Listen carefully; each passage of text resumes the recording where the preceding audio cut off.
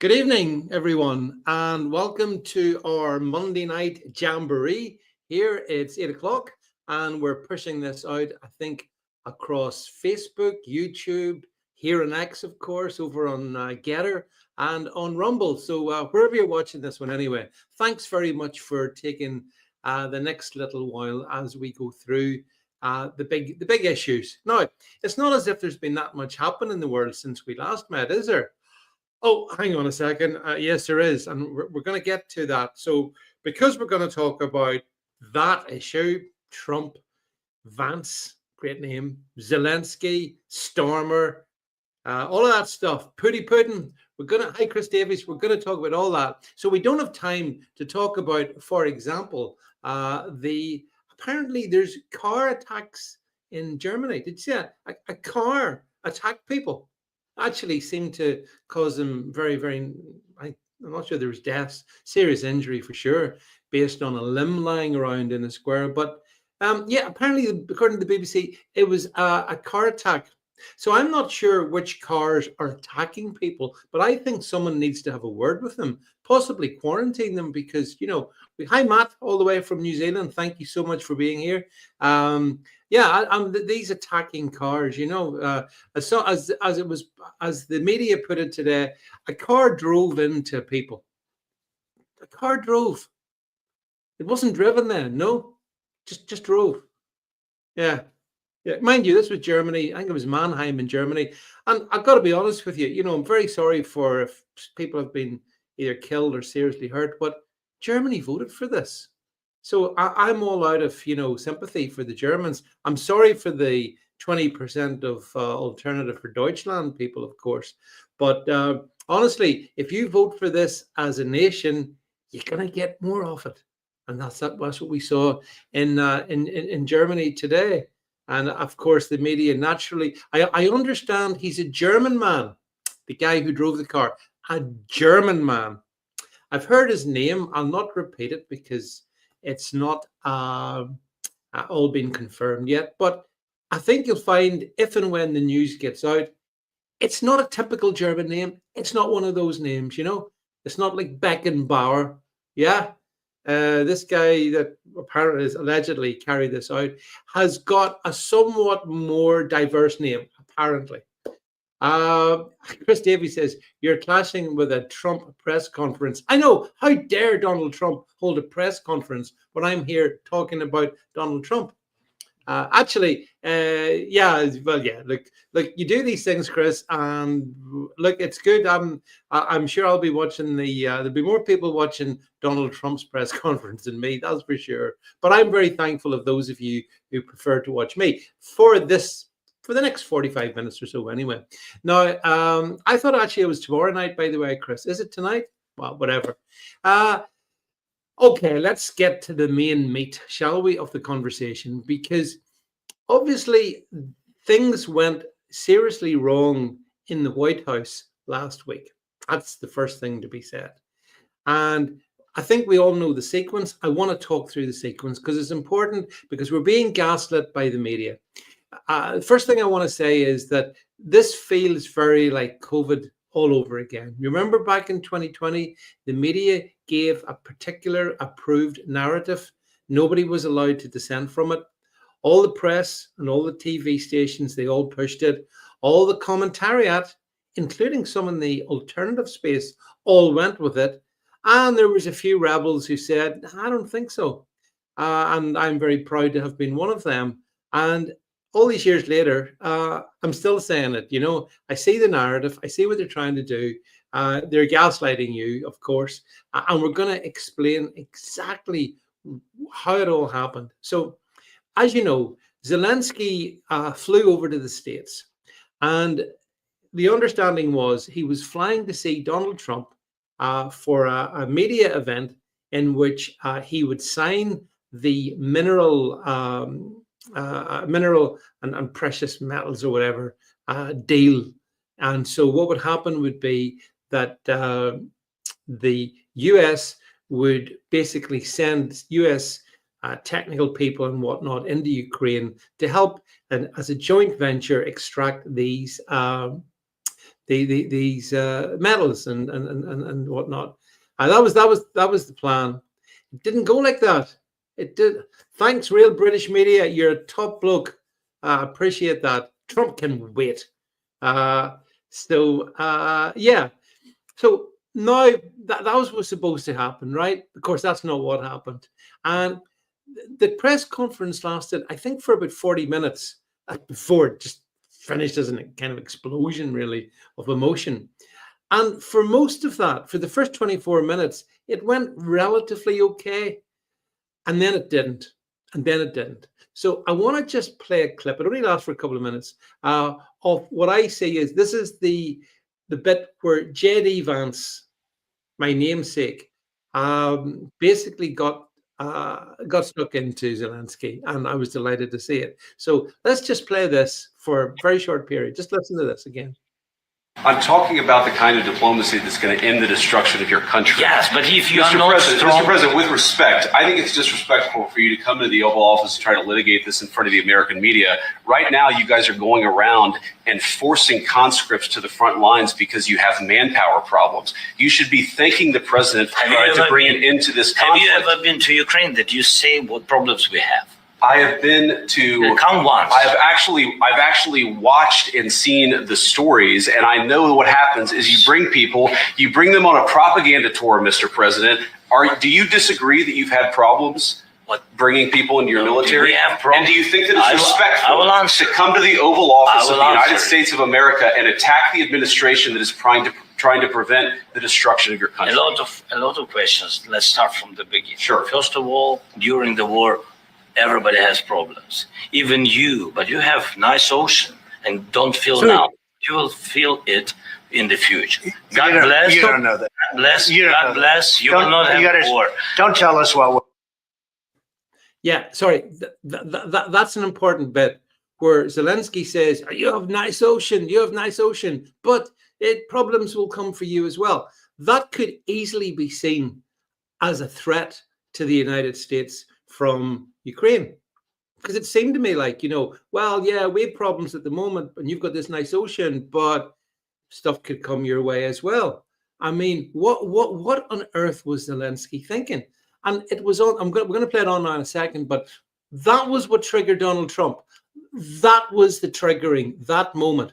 Trump saw it for what it was. Trump's super savvy. He understands a threat when he sees it, and he didn't like it. And then this is what he said. So we're going to now play what Trump did next. We're going to feel. We're trying to solve a problem. Don't tell us what we're going to feel. I'm not telling you. Because you're in no position to dictate that. Remember this. You're in no position to dictate what we're going to feel. We're going to feel very good. You will feel influence. We're going to feel very good and very strong. You will feel influence. You're right now not in a very good position. You've allowed yourself to be in a very bad position, and he happens to be right about it. From the very beginning of the war. You're not in a good position. You don't have the cards right now. With us, you start having cards. Right now, you don't. You're playing cards.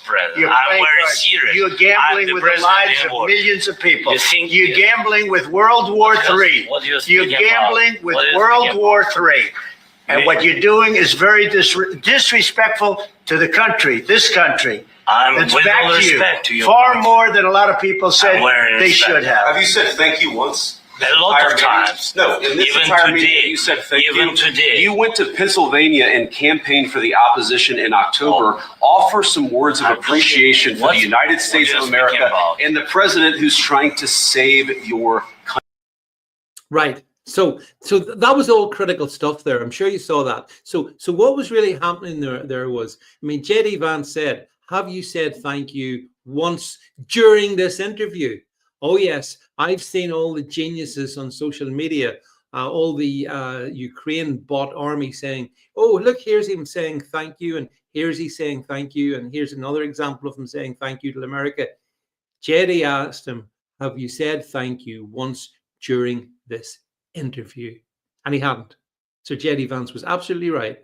And it's the fact that you can see how tensions were immediately starting to build here. And Zelensky was sitting there kind of like a naughty schoolboy, just sort of looking away, and the body language and the eye rolls were going on. And I mean, I don't know what you guys thought of that, but I mean, I did see that as being completely disrespectful. But then that's how he's been indulged and for since 2022. I mean, the meetings with Biden, the meetings with the EU, wherever he goes, this little posturing puppet, this little dictator, is treated as if he's a neo-Churchillian figure. He's not a neo-Churchillian figure. He's a ridiculous figure who sent a generation of young Ukrainian men to die in the fields of eastern Ukraine. That's the truth. That's what, of course, what the media don't want to talk to you about. They don't want to cover the nasty bit, the bloodshed bit, the bit that Donald Trump was talking about. They don't want to talk about that bit because it's a heroic campaign to defeat Russia. You think Ukraine in any way could defeat Russia? Of course not. But anyway, the argument went on a wee bit, and so we've got another clip I want to play you, which I think overlaps a wee bit, but then follows on. So if we play the next clip, well, as I say, I mean, it doesn't get any better really, but then that's the way it is with Zelensky. Play this bit. Start from the beginning. Sure. First of all, during the war, everybody has problems. Even you, but you have nice ocean and don't feel now, but you will feel it in the future. God bless. You don't know that. God bless. God bless. You will not have war. Don't tell us what we're going to feel. We're trying to solve a problem. Don't tell us what we're going to feel. I'm not telling you. Because you're in no position to dictate that. That's exactly what you're in no position to dictate what we're going to feel. We're going to feel very good. Feel influence. We're going to feel very good and very strong. You will feel influence. You're right now not in a very good position. You've allowed yourself to be in a very bad position, and he happens to be right about it. From the very beginning of the war. You're not in a good position. You don't have the cards right now. With us, you start having cards. Right now, you don't. You're playing cards. You're playing cards. You're gambling with the lives of millions of people. You're gambling with World War III. You're gambling with World War III. And what you're doing is very disrespectful to the country, this country. That's back to you. Far more than a lot of people said they should have. Have you said thank you once? This entire meeting? No, in this entire meeting, you said thank you. You went to Pennsylvania and campaigned for the opposition in October. Offer some words of appreciation for the United States of America and the president who's trying to save your country. Please, you think that if you will speak very loudly about the war, He's not speaking loudly. He's not speaking loudly. Your country's in big trouble. Can I answer? Wait a minute. No. You've done a lot of talking. Your country is in big trouble. I know. You're not winning. You're not winning this. You have a damn good chance of coming out okay because of us. Mr. President, we are staying in our country, staying strong from the very beginning of the war. We've been alone, and we are thankful. I said thanks. You haven't been alone. Cabinet. You haven't been alone. We gave you, through this stupid president, $350 billion. We gave you military equipment, and you men are brave, but they had to use our military equipment. If you didn't have our military equipment, this war would have been over in 2 weeks. In 3 days. I heard it from Putin. In 3 days. This is something maybe less. In 2 weeks. Of course, yes. It's going to be a very hard thing to do business like this. I tell you. Just say thank you. I said a lot of times. Except that there are disagreements, and let's go litigate those disagreements rather than trying to fight it out in the American media when you're wrong. So there you go. That was the moment of the week, the moment of the month, the moment of the year, the moment of the last couple of years, I suspect, because they absolutely called him out. I completely agree with Donald Trump and J.D. Vance in what they were saying there. Trump was right. Zelensky is essentially gambling with World War III in the things that he has been doing. It's really quite a hello, Foggy Jew and Mary. Thank you all for being here. The thing about it is that, from my perspective as well, is that initially I thought, he's just completely misjudged it. That's because obviously English isn't his first language, so yeah, you could cut him a bit of slack on that, maybe.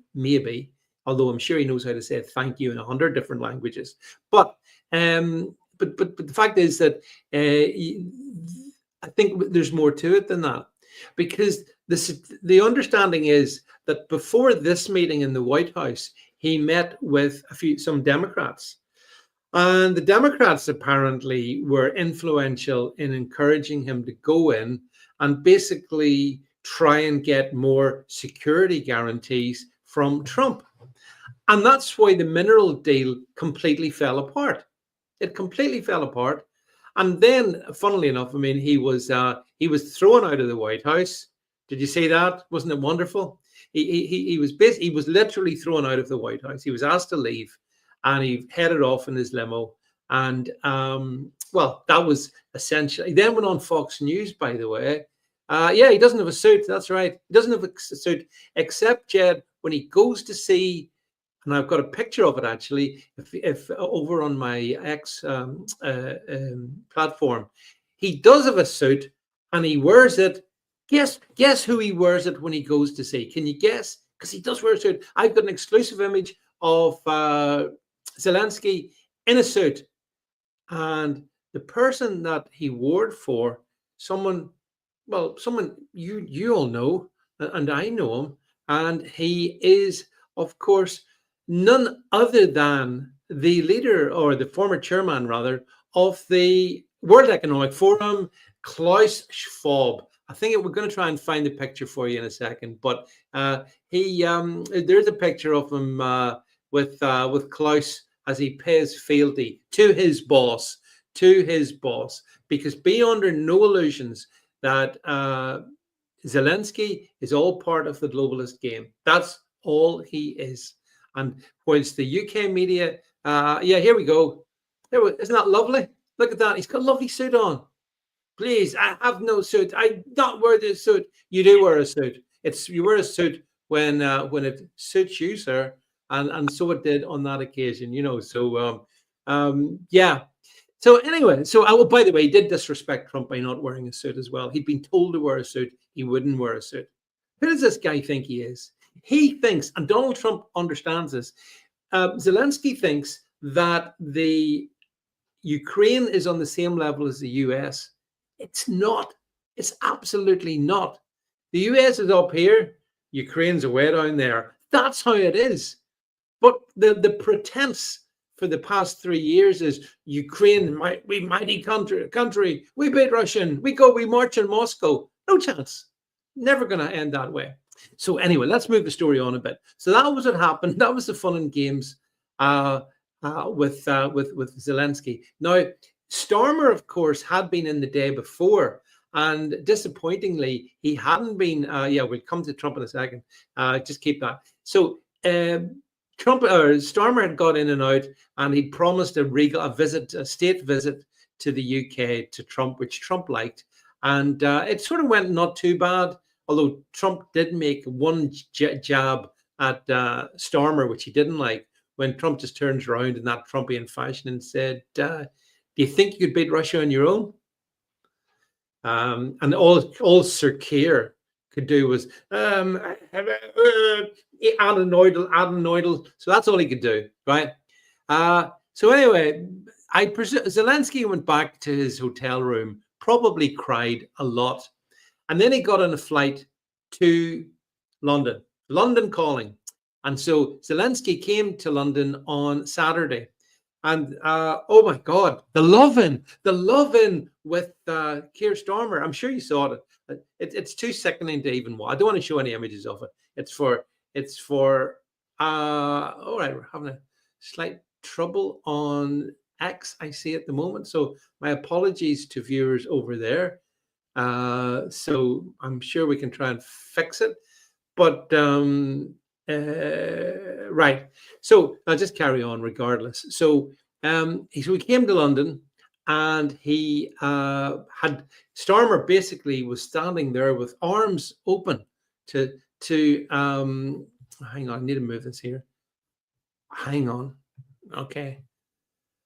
Right, I don't know what's going on here, folks. We've got technical issues here in the background, so I'm not sure if I am on X anymore or if yeah, I don't know why I said that we're not. It looks fine. Yeah, I don't know what's happening. So Starmer embraced him and gave him a big hug and told him he was a good little boy and that the UK would stand 100% behind him. So there was a whole love-in. with Stormer. I'm sure you saw it. And then there was a gathering of the Euro elite. These are the vultures who can't get enough war. And like war is what they wanted. And they have been making all these great promises about, what they're going to do. And we will going to be putting, as Stormer said, boots on the ground, planes in the sky. Did you see that? So hands up everyone who wants to send their children to die in Ukraine as part of that. Boots on the ground, planes in the sky. I mean, this is mad talk from Stormer. And the entire media, hi Ibersteller, the entire media has turned around and went, yes, this is it. This is the leadership that we need. Again, this is COVID 2.0. And so think about, I ask you to think about what Stormer's saying.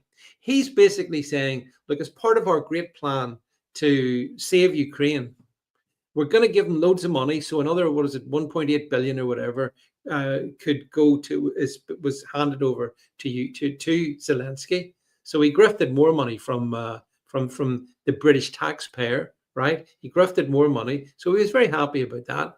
And then these reassurances. And one of the strangest reassurances was that the UK and other, the coalition of the willing, are going to potentially put boots on the ground, and flat planes in the sky.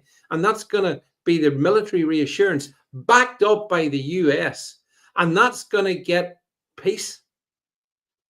What? Peace. So Putin's going to agree to that, is he? Stormer.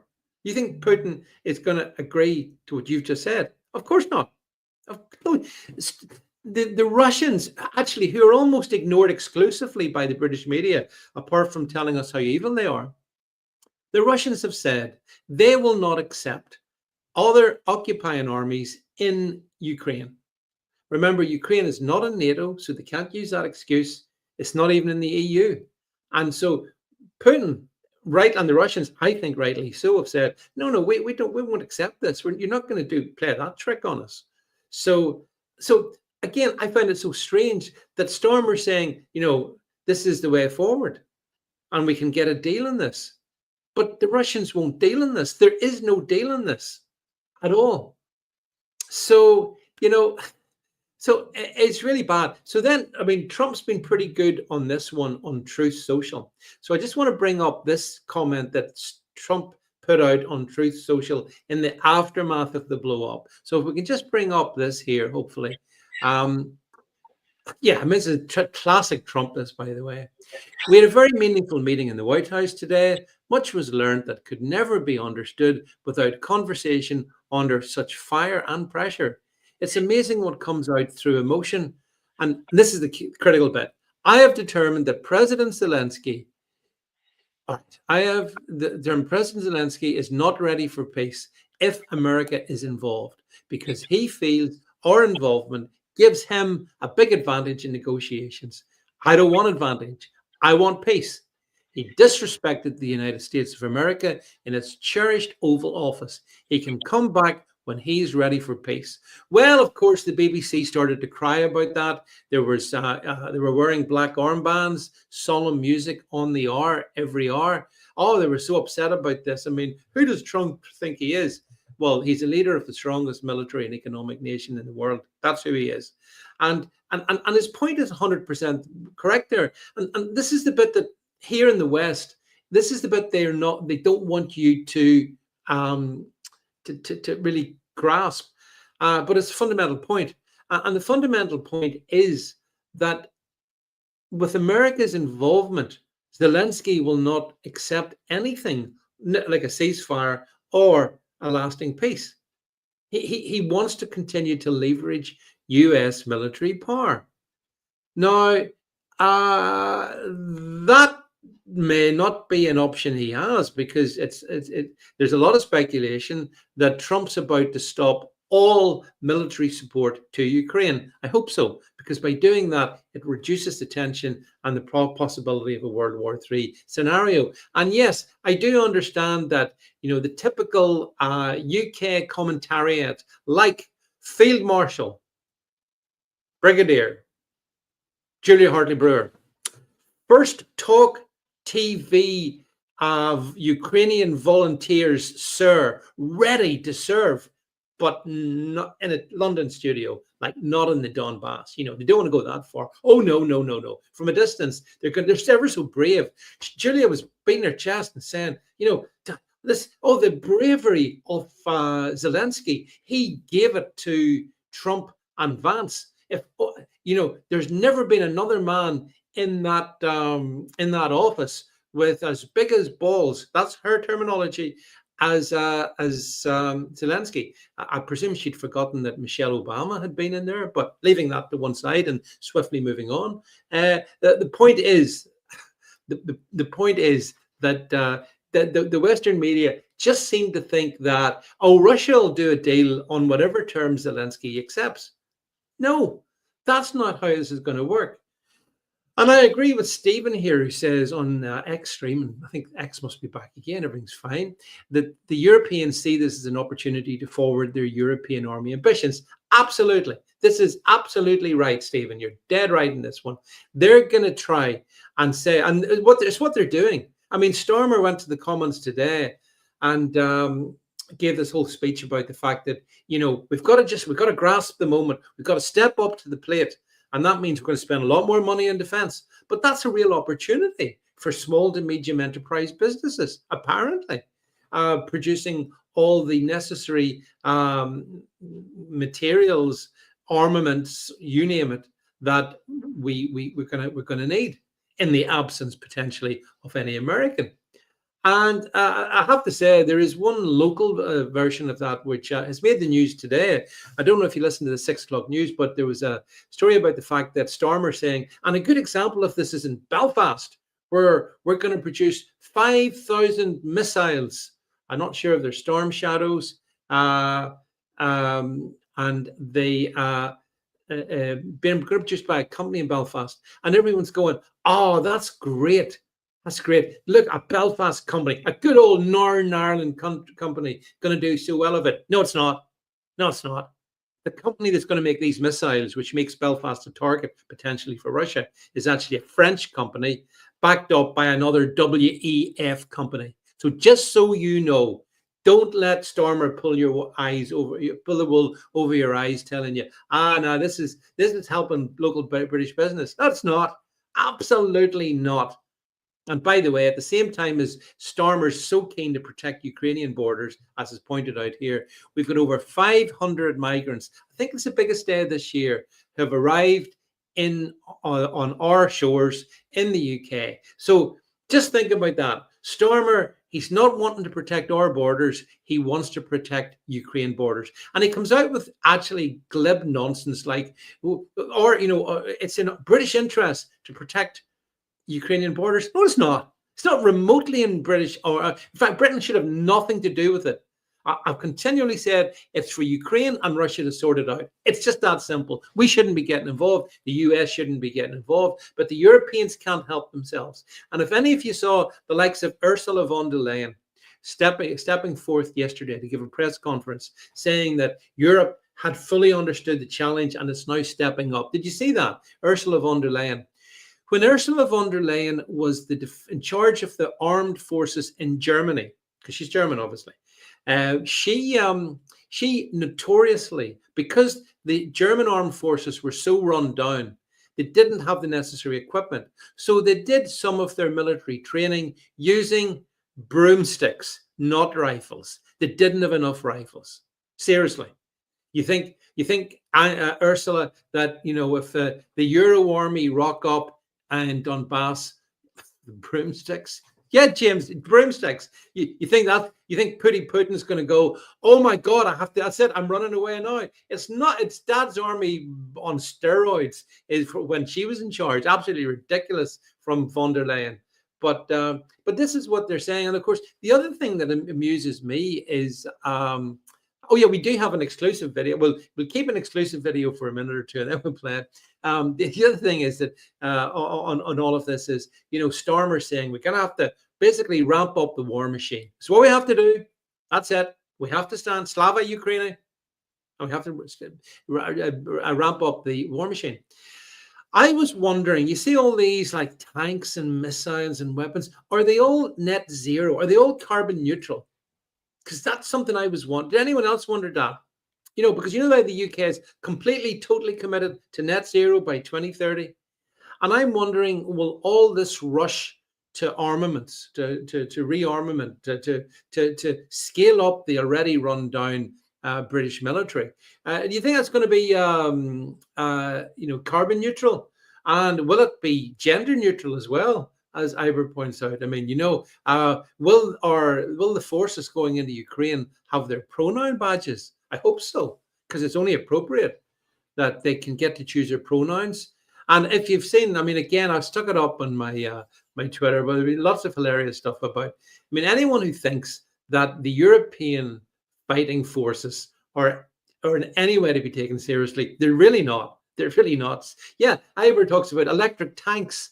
Yeah, we need electric tanks. That's going to work out really well, isn't it? Yeah, halfway across the Ukrainian steppes, and you run out of power. What are you going to do? Going to circle back for a 10-hour journey back to Kyiv? What are you going to do? Real British Media says here, he wants to put boots on the ground, could do two things at once and send all the migrants. Well, that's not a bad suggestion, actually. Then I see you guys are taking this as seriously as me. Chris Davies asked the crunch question. Will there be gender neutral toilets on the battlefield? Exactly. These are the big things that the Europeans are going to spend the next X number of weeks and months debating amongst themselves. I mean, a more pathetic bunch. The only one of them I'll give anything to, any sort of plausible deniability to, is Giorgia Meloni, who looked very fetching in her white suit, by the way, the other day. She looked quite good. And I think that she understands the importance of staying close to Donald Trump, which is what we should do as well.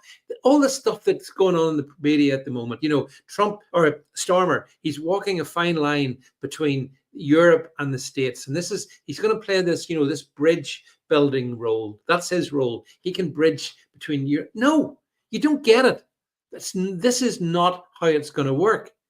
The truth of the matter is that someone says, James Jameson tells me, Admiral Doubtfire. Is this the trans woman that they have in the US military? She just lost her job. Great, good to see. I mean, I think you've got, with the likes of Pete Hegseth in the States, a real determination to make the US a mean fighting machine, only interested in winning. That's what I want to see. And therefore, which brings me to another point, I'd like to see the US leave NATO. I know this might seem controversial, but I say Elon Musk agreed. Elon said someone suggested that the US should leave NATO and the UN. And Northern Monkey says, don't forget the race in the pack is the ghost of Kyiv. Oh yeah, the ghost of Kyiv. That was super. The fighter race who personally, blindfolded, with one hand behind his back, flying with no petrol. He just on good intentions, he took out most of the Russian Air Force, or so they said. You see, it's all a psyop. It's all a psyop. That's why it's the same as COVID. The whole thing is that we're being conditioned for war. Now, that's where it becomes serious. You know that, and I know that. We're being fattened up to accept the fact that whether it's conscription that they bring in or whatever, the Europeans don't want the grift to end. They want the killing to continue. Donald Trump wants it to end. So there's a real dichotomy here, an absolute dichotomy. James Jameson says Starmer couldn't bridge a crack in the pavement. You're probably right. But I think, as James Jameson points out, that NATO basically outlived its usefulness in 1990. When the 1991, when the Soviet Union fell, that should have been the end of NATO. Instead, and this is a sad thing, but it has to be said, NATO turned into the thing it was created to stop. It became a global predator. That's what I think. And that global predation has been predominantly against Russia. And that's why, if you look at any map, you'll see in the sort of 25 years since then, NATO moved closer and closer and closer right up to Russian borders. Again, the media don't talk about that, and they'll say, "Well, you can't blame these countries for wanting to have protection against Russia. How can you say that?" Okie dokie. So let's say, for argument's sake, that China decided to build bases on, I don't know, some Caribbean islands. Would that be all super duper fine? Would that be good? Chris asked me, did I hear Tom Tugendhat? Well, I mean, I'm surprised, Chris Davies. Is Tom not actually in Donbass at the moment fighting? I would have thought so. I would have thought so many of these. And I'll tell you another really disappointing politician. I don't know if we've got the clip of her. Kemi Badenoch stood up in the comments today. And I think I have it on my Twitter somewhere. And she, I mean, this was a moment for her to assert a more pro-US line, but she didn't. She absolutely didn't. So I think we can play a short clip of this, of Kemi Badenoch proving how useless she is. Play. Speaker, I thank the Prime Minister for advance sight of his statement and also for our conversation earlier today. The United Kingdom is a free, democratic and sovereign country. We recognise that Ukraine is fighting for her survival and fighting to have the same freedom, democracy and sovereignty which all of us here enjoy. That is why both the opposition and the government are fully committed to supporting Ukraine and President Zelensky. I was also glad party. That's the President party there. That's it there. Don't need to hear any more. More than enough. Heard more than enough. I'm sick of listening to her. She was instantly in saying, we totally, does this remind you of 2020? We totally support the other party, the other side of the, the red side of the uni party. Back then it was the blue side being supported by the red side. It's the same game. And so much nonsense in what she's talking about. We fully support Ukraine's sovereignty. Well, maybe if Kiev hadn't spent from 2014 to 2022 killing tens of thousands of Russian-speaking people in Donbass, which they never even talk about. They don't talk about that. This war didn't start in 2022. It started most definitely in 2014 and arguably as far back as 2009, 2005 by constant American interference. 2014 was the color revolution. Victoria Nuland, one of Obama's woman in Kiev, and people like that, they were instrumental in causing the situation that then ultimately erupted into war. And another good point's been made here. Kemi says we're fighting for democracy. Hey, Kemi Badenoch, where's the democracy in Ukraine? Zelensky has basically outlawed opposition parties. He's closed down media. He's closed down churches as well. He's using forced conscription. I'm sure, J.D. Vance brought this up. We've all seen the videos. They're all over social media about how the Ukrainian military forces, they just arrive. They're driving around with vehicles actually with Romanian plates on them. So the unsuspecting Ukrainians to be lifted don't realize who's coming for them. There's no democracy in Ukraine. There's no democracy. There might be, I don't know, money laundering. There might be that. There might be some child trafficking. There might be some other things going on in Ukraine, but democracy ain't one of them. So for Kemi Badenoch, to come out the way she has, it's pathetic. I thought she was useless. She just absolutely proved it today. But it's not just the opposition. Ed, have you seen Ed Davey? Ed Davey, I think he wants to invade the States, actually. I think Ed wants to, I keep telling him, why don't you show us the leadership that I know you have and take yourself off to the Donbass and take your whole accursed party with you. And you go and confront Russia in the Donbass. See how you get on. And sadly, he hasn't done it yet. But the hypocrisy is writ everywhere, and it's people like we've mentioned Field Marshal Julia Hartley-Brewer of the Talk TV volunteers. We've people like Andrew Neil. All of them. Have you seen? It's sickening, and that's why I take a delight in opposing them, because they're all wrong, and we're right, and Donald Trump's right, and J.D. Vance is right. So we should absolutely, take pride in the position that we hold. And the fact that, as Donald Trump pointed out there last week, and I say it's been referenced here as well, I mean, Zelensky said he doesn't know where about half of the money's gone to. Well, I'll tell you where it's gone to. Absolute money laundering operation is one of the things my producer Jed frequently says. It's just one big washing machine, Ukraine, a vast washing machine where billions come in, they go round and round and round, and then they go back, and some politicians get very, very wealthy. That's how it works. That's why I'm delighted to see that Elon Musk's Doge are doing an investigation into the financial trails of the money that was sent from the States, the vast amounts of, billions and billions of money. They going to trace that to see exactly where that money go.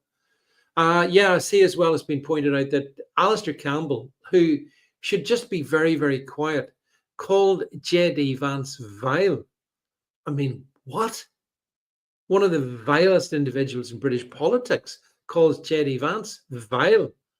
And our friend Republican Rocker says here, Zelensky is a virtue signaling putz of a puppet. He is.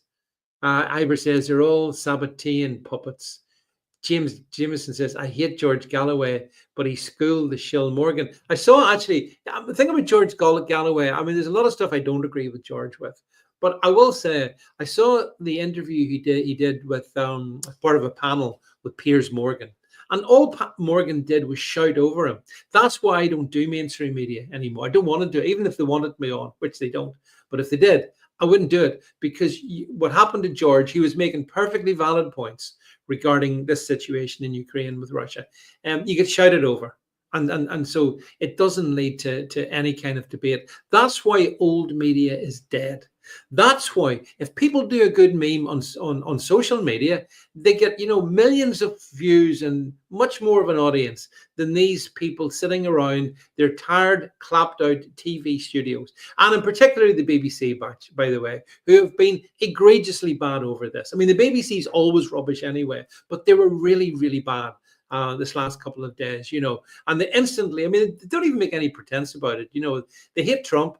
Trump's unpredictable. This is a script. He's unpredictable. Zelensky is a hero. He's a lion.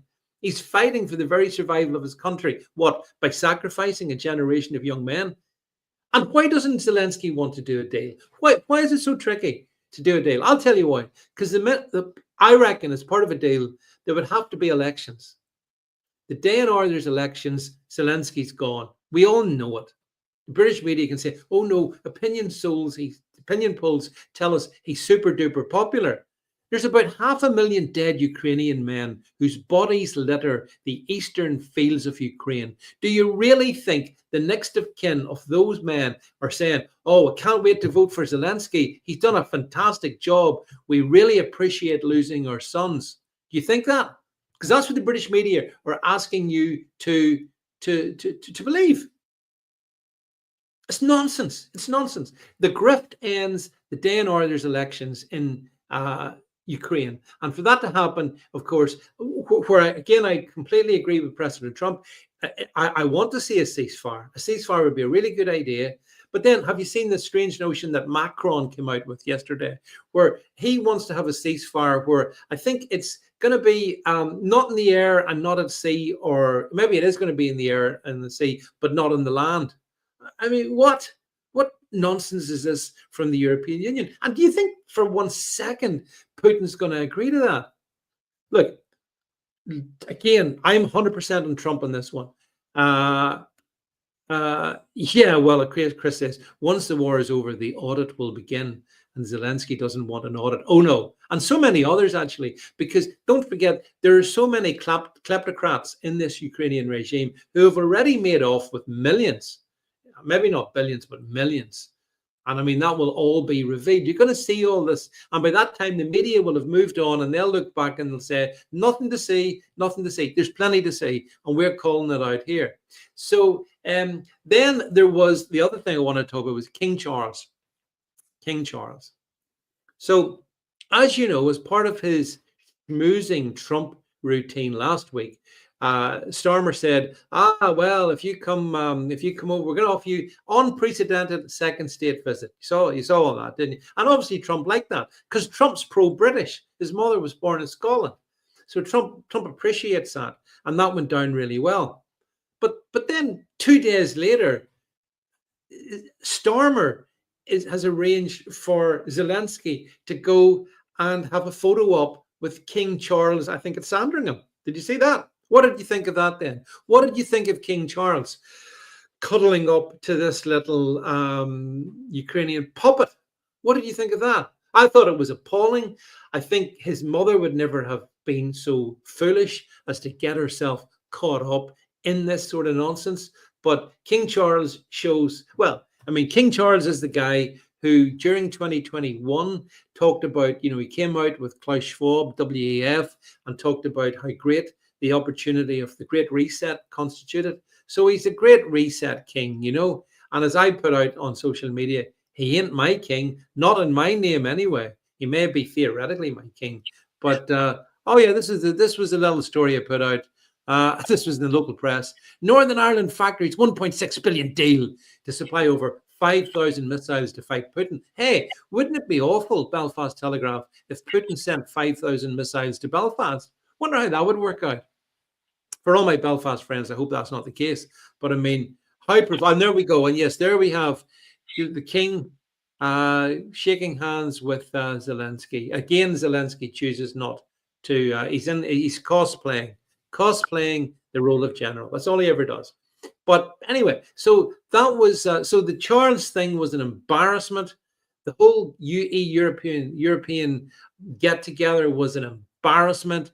I think that they will find out in due course. And I know there is Trump press conferences coming along, and I think tomorrow Trump gives his State of the Nation address. And if you've seen a couple of the posts that he's put out about that, it's going to be good. It's going to be good. I'm not sure what time it is. I know I'm guesting on another show tomorrow night. But, but this is a good point. Yeah. So here's another thing. I want to just focus on the mineral deal for a second. You see, when you're dealing with Ukraine and Zelensky and all the stuff around that, it's all globalist. It's all quicksand. You can't trust any of it. So there was an image there that came up which shows the, no, not this one, the one where, to do with the mineral deal, right? It's to do with the mineral deal.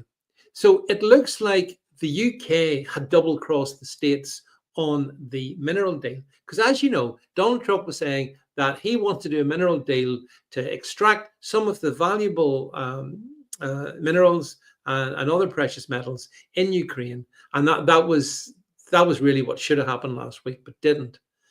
But it turns out somebody went and had a look through what the we need to push it up a bit.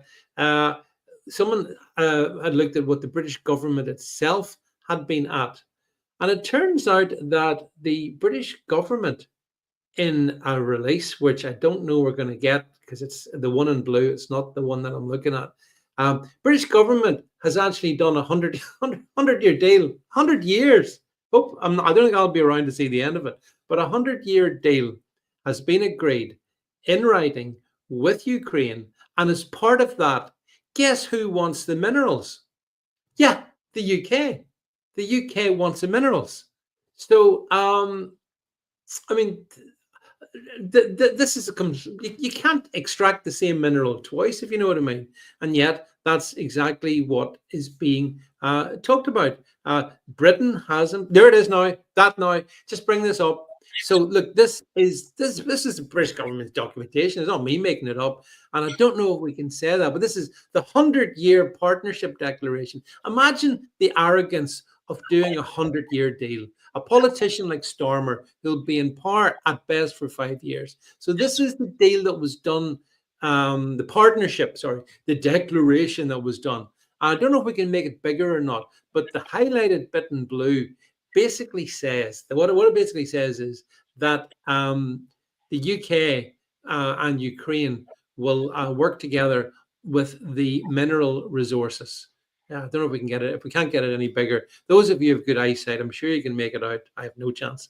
And so the mineral deposits have already been promised to the UK. Oh, here we are. There we go. Oh, here we go. So supporting the development of a Ukrainian official mineral strategy.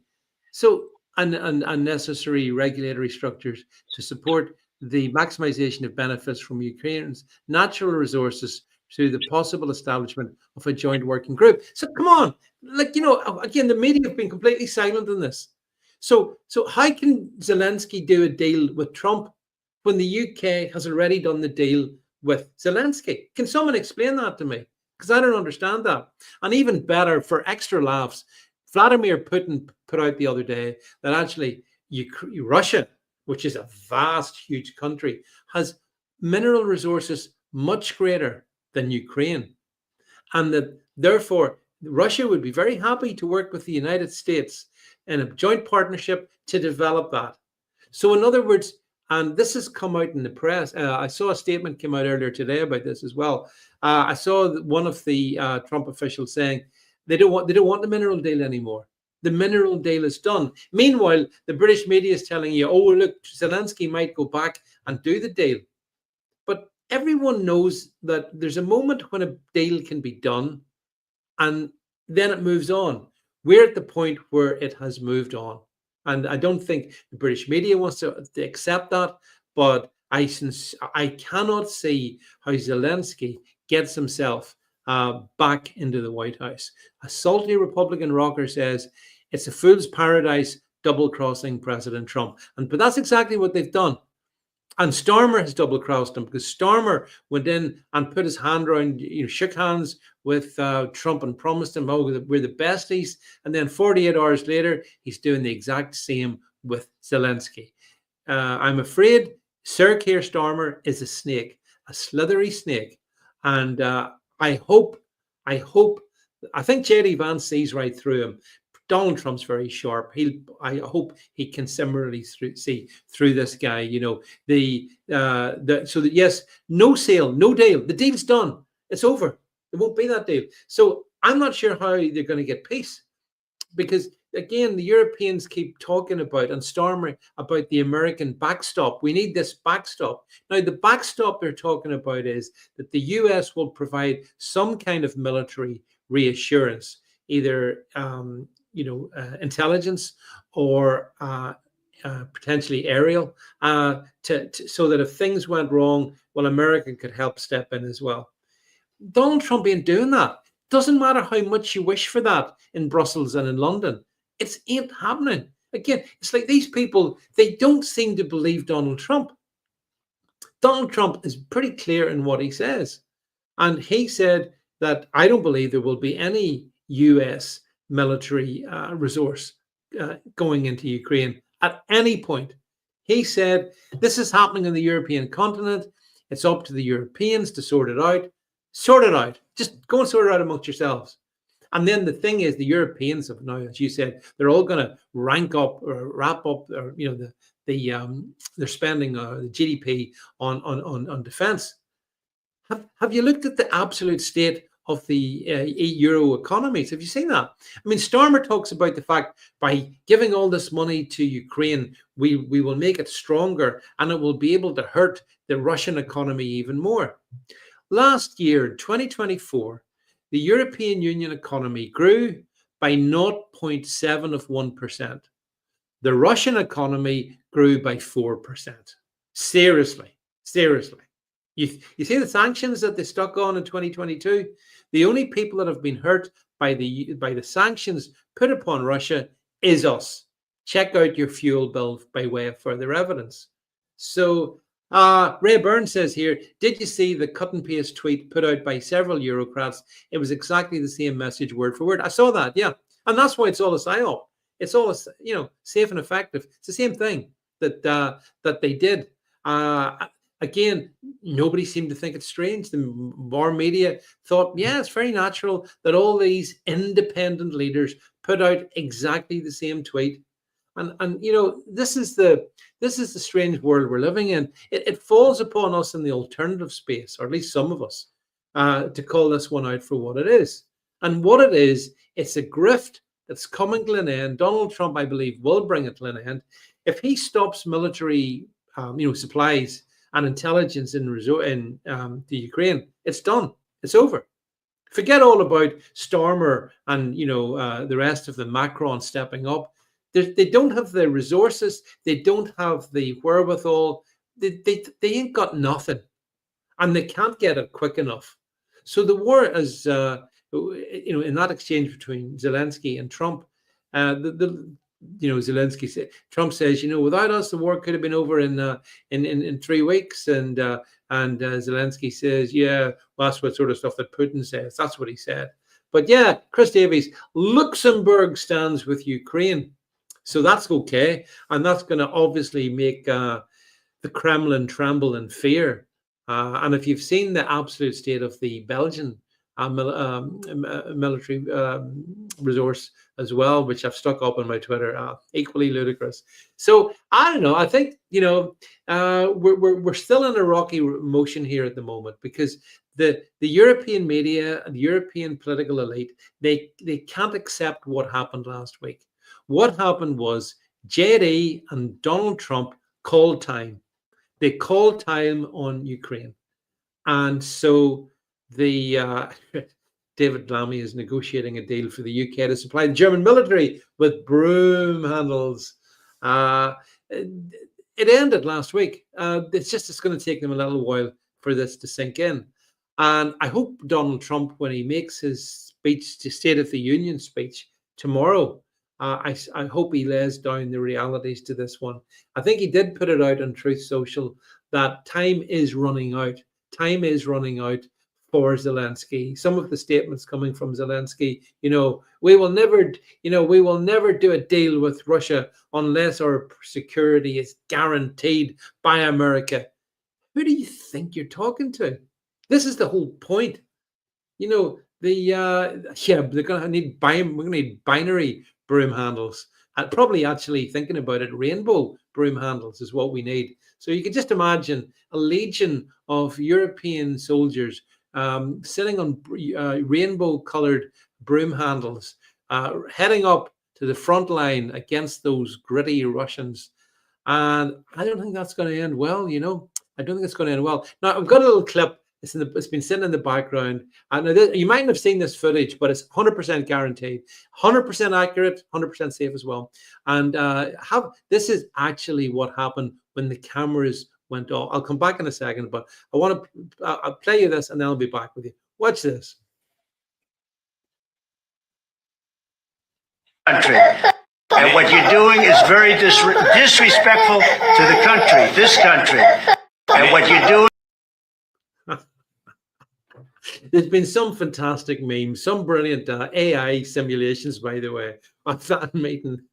With AI now, you can't believe anything that you see, actually. But I did laugh at that one there. It was pretty much to the point. What's good about that is it's true. Chris Davies says, I hope the heat pumps will keep the tents warm in the winter. The battlefields are going to look amazing with the all the green tech that Ed Miliband's going to be supplying them. It's going to be a dream. But anyway, so there you have it, my friends. I think we're talking tonight on UK time on a Monday. I think there's a lot more space to play out, so we shall undoubtedly return to this. This is the biggest story in the world at the moment. It really is. It's the European politics are changing dramatically, but I think the Europeans are a busted flush. It's just they don't want to recognize that. I think that those who feel that Donald Trump and JD Vance are going to back down are really misunderstanding. You guys just don't seem to get it. I think we have one more clip, which let's play one more clip, and then I'll say cheerio. One more clip, apparently. Oh yeah.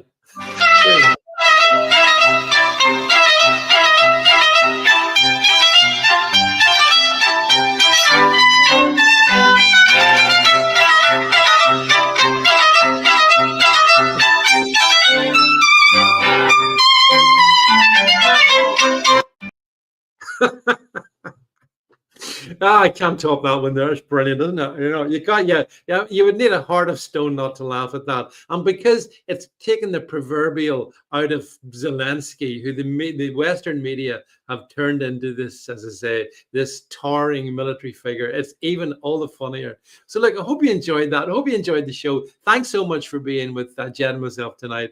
And we'll be back Thursday night with our live podcast. Don't forget my Substack. Check it out. Lots of good stuff out there every day on the David Vance Substack. Is the UK becoming an Islamic kingdom? That's one. Was Jimi Hendrix murdered? Oh, I've got all the topics. It's all going on over there. So check that out. And of course, the podcast and my X stream and all the rest of it, folks. Thank you so much for being with us this evening.